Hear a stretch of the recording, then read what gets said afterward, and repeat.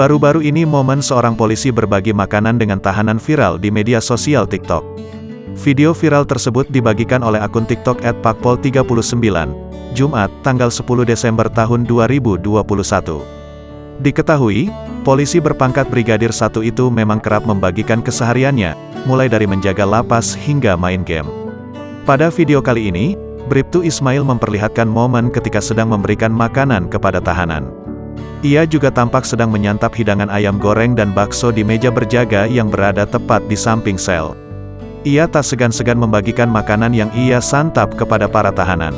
Ia mengaku paham para napi sejatinya masih lapar. Pasalnya, sudah sebulan mereka tak dibesuk keluarga karena memang belum jadwalnya. Meski awalnya menolak, tampak salah satu napi memberanikan diri mengambil makanan yang diberikan Ismail.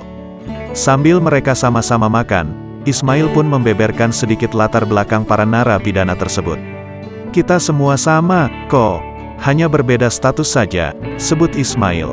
"Mereka semua baik, kok. Cuma hanya dipaksa dengan keadaan saja.